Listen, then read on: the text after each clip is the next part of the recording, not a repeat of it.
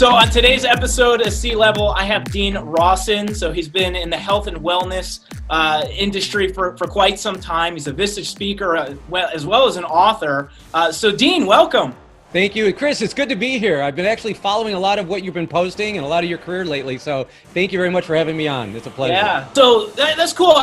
There's so much I want to cover with you. One of them, is you have a book that is it's King of War. So the rise of King David. So I'm interested in learning a little bit more about that. Tell me about the book. I'll tell you what, I've been fascinated with the character of David. And I didn't realize this, how long I've been, because a friend of mine actually sent me from Cleveland, Ohio, a good friend of mine named Joe Scalero. He's an Italian who works in concrete.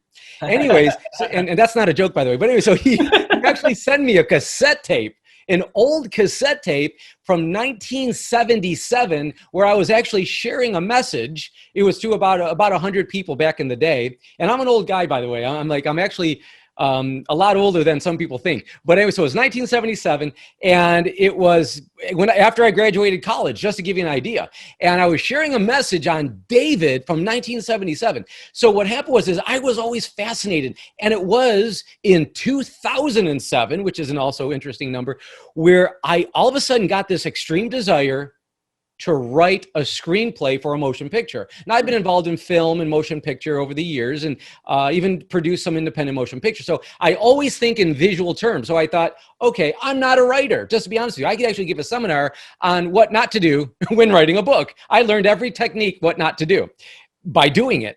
And so I actually decided I'm going to write a screenplay. I got an agent who literally got the treatment. And it's a long story. I'm going to go right to the point. She got the treatment, which is not the script, but a description of the script onto the desk of Ridley Scott, who directed Gladiator, and they were interested. And, again, since I got to be careful with how many details I give, because there's still people out there who are still interested, and also you don't want to name drop too much. So all that to say, they wanted to sit on it or shelve it until they were ready. So I got some amazing advice from this agent after writing for 2.5 years. She said, here's what's going to happen.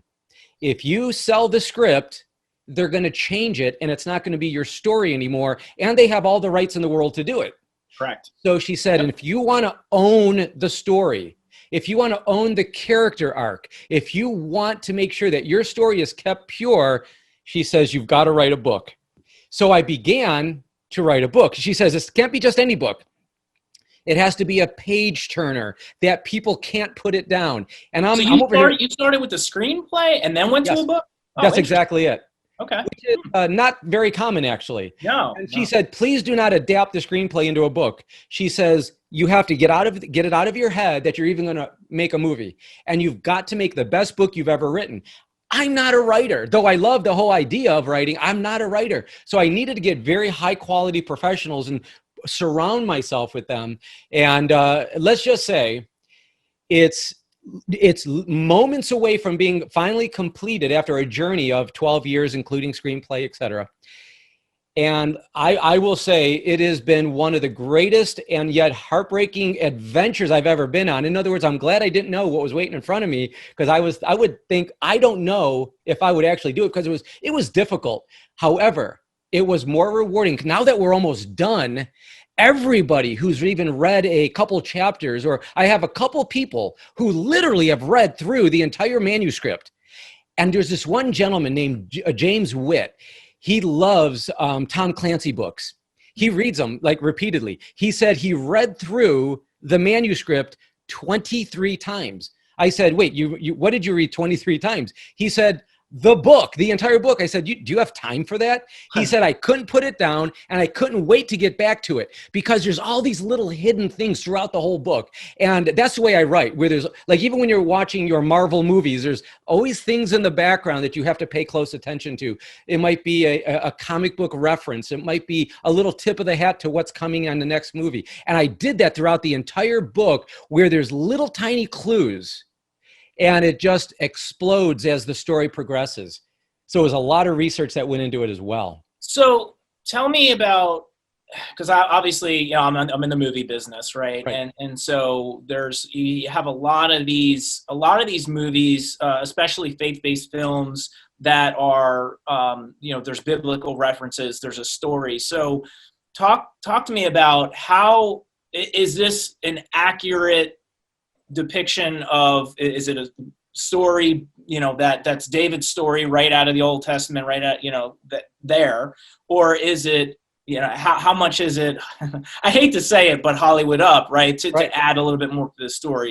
I guarantee everybody that it is tethered to every word of Scripture. In other words, it is as accurate as anybody can get. I even flew to Israel, went to all the locations and made sure I researched. I went to the Valley of Elah where David killed Goliath. I researched who are the giants and where did they come from? What was their origins? What was their tribes? And was Goliath even did he just have a glandular problem? Was he just a really tall guy? Or was there something bigger going on? I went to the very ravine where David pulled the stones. So I wanted to make sure that when we describe the scene, there's not a single person that could say, wait a minute, that's not what happened. So I even have, just for the record, I have archaeologists who live in Israel who are advisors on the book, and they go through it, and they're always at my, I text them, I reach out to them on a regular basis, and especially there was sometimes where it was 3-4 times a day as I'm writing, and they would make sure that they're answering questions, even down to the difference between the iron versus bronze. And so it is completely accurate, but there's a lot of scenes for anybody who's ever read 1 Samuel, which I recommend you do, and 2 Samuel, which is the story of David. There's a lot of pieces missing. But when you're writing a book and a screenplay, you've got to bridge those pieces. So I have to say it's a fiction, nonfiction. In other words, all the dialogue is directly lifted word for word. I had no business changing that. Right. And I had no business changing the theme and or the direction or the way the scene unfolded. But I also went to other people like Flavius Josephus, who is a first century historian. And of course, he just goes by Josephus.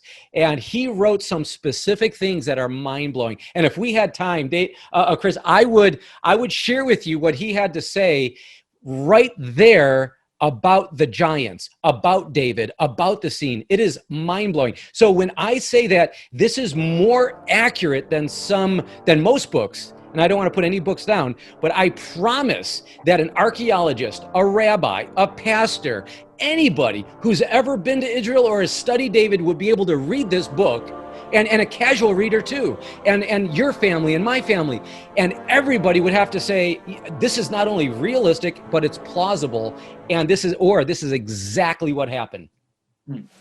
Interesting. It's a lofty undertaking to say, wow. In other words, I have to have a rabbi and a pastor and an archaeologist, a historian, all agree this is a good piece of work.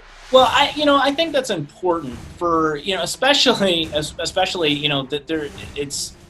it's fact, right? The book is already written, right? And so you've got a lot of people that can look at your piece and say how accurate it is because you already have something that's already written in black and white that everybody can reference back to.